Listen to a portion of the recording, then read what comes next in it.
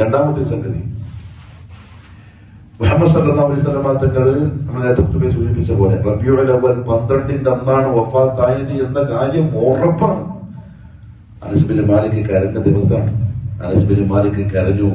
ഉസ്മാൻ റളിയല്ലാഹു അൻഹു ചെറിയ കുഞ്ഞുങ്ങളെ പോലെ ഇതാ ഇങ്ങനെ പള്ളിയിൽ നിന്നിട്ട് ഇങ്ങനെ ആയിക്കൊണ്ടിരിക്കുന്നത്, ഒന്നും തിരിയുന്നില്ല, എന്താ അവസ്ഥ മനസ്സിലാകുന്നില്ല. റസൂലുള്ളാഹി വഫാത്തായ ആയിഷ ബീവി പറയുന്നത് കേട്ടതാണ്. അപ്പൊ പിന്നെ ഇങ്ങനെ കൈ തിരുമിയിട്ട് ഒരു വെപ്രാളപ്പെട്ടിട്ടുള്ള നിപ്പ്. മറ്റു പല സഹാബാക്കൾ മുന്നിൽ നിന്നൊക്കെ ഇരുന്നു പോയി, ബോധമില്ലാത്തവരായി പോയി. ഉമർ റളിയല്ലാഹു അൻഹു വാളൂരിയ ദിവസമായിരുന്നു. എന്റെ നബി മരിച്ചെന്ന് ആരെങ്കിലും പറഞ്ഞ പോലെ ഞാൻ കൊന്നുകളയും.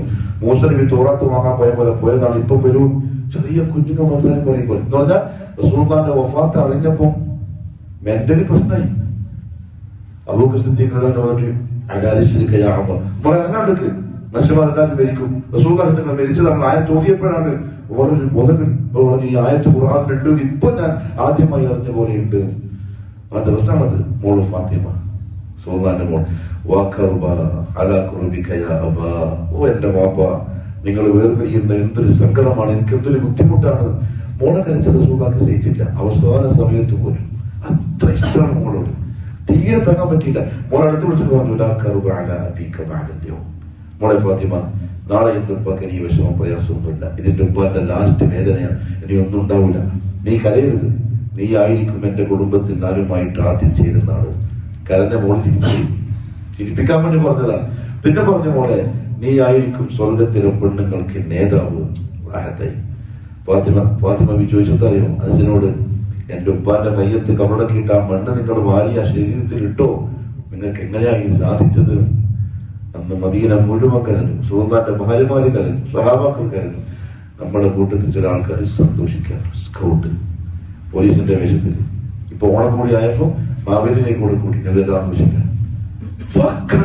പരിപാടി, കുഫറിന്റെ പരിപാടി.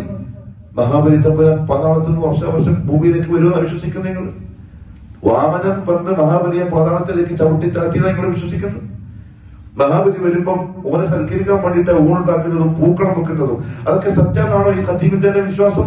ആണെങ്കിൽ പുറത്താണ്, മെമ്പർഷിപ്പ് കട്ടായി പോയി. കാരണം മുസ്ലിം അന്ധവിശ്വാസിയല്ല.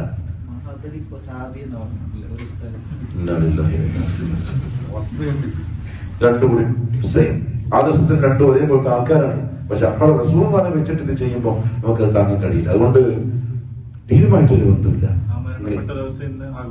ആഘോഷമാണ്. ആ സ്കൗട്ടും ബാൻഡും സൗണ്ടും അതേപോലെ തന്നെ ഇതുണ്ടല്ലോ നമ്മുടെ സാധാരണ ഈ ഗണേശോത്സവത്തിന് ഇവിടെ ഇന്നലെ വരുമ്പോൾ നമ്മൾ കണ്ടു വെറുതെ ഡാൻസ് പാർട്ടികളെ വെച്ചിട്ട് ഇങ്ങനെ തുള്ളി 100 രൂപ ഒരു കാര്യം കണ്ടു.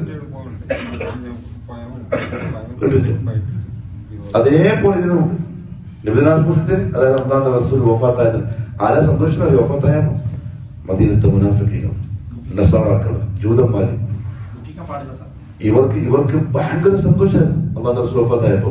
അതേ സന്തോഷമാണ് വർഷാവർഷം ദുഃഖമായിരിക്കാനല്ല നമ്മൾ പറയുന്നത്.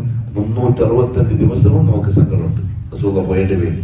പറഞ്ഞെന്തറിയോ, നിങ്ങൾക്ക് എന്തെങ്കിലും ഒരു ബുദ്ധിമുട്ട് വന്നാൽ, മുസീബത്തുണ്ടായാൽ നിങ്ങൾ ഓർത്താൽ മതി, എന്റെ റസൂൽ വഫാത്തായില്ലേ, പിന്നല്ലേ അതിന്റെ അപ്പുറത്ത് എന്ന് ഓർത്താൽ മതി. അപ്പൊ നിങ്ങൾക്ക് എന്ത് കിട്ടും?